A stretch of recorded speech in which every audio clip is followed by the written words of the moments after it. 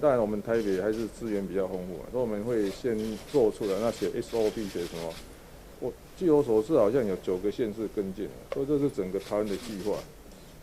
那这样我们只是一个承办单位，然后是，我们只是负责写 SOP， 那大家跟进，然后那全台大概如果有9个县市啊，这个就不是我们自己片面决定了嘛，这个就真的只要顺时钟了。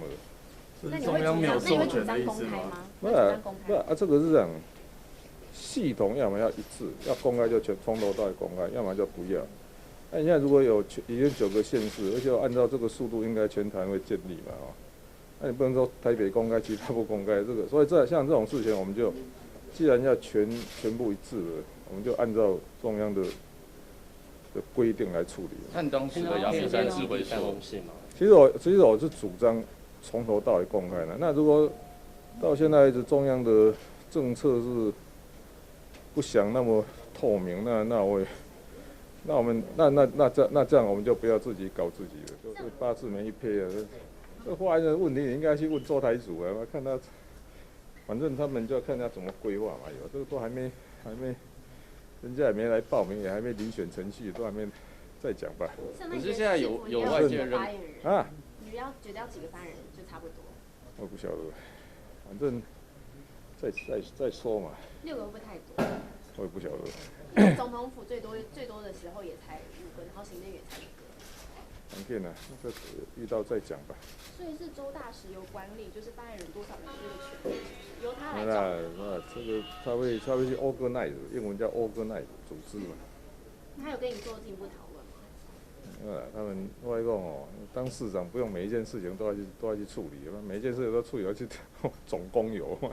可是外界觉得有一个现象，就是说认为周大使跟陈冠廷没有在发言，就是比较少在处理发言的事务，认为说这2位好像有啦，他们每个人的功能啊。你说像很多那个外宾来，其实我们每天外宾很多。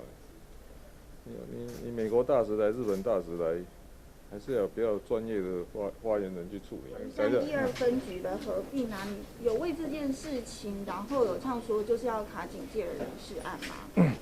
我倒觉得是这样的，这种东西因为警察局人事，我们台北市政府到现在没有接到什么警政署的什么人事调动，什么都没有，所以我什么都没接到，怎么会说我们去卡他？都什么事都还没有做，也没有接到公文的。我想是这样的，这个警察局应该也有新闻稿吧？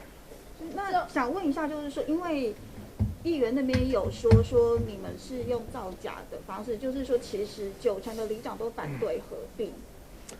我跟你讲，我们不会单依议员的意见来处理嘛，不要随便人家说人家造假，你做的怎么不是造假？奇怪，这。所以你们是真的有去？那我跟你讲，绝大多数的里长来讲派出所没有变，然后那就是没有变，这个分局的变动对里长是没有什么影响的，所以绝大多数的里长是合并派出所影响会比较大，合并分局对他们影响，对基层的里长影响是不大。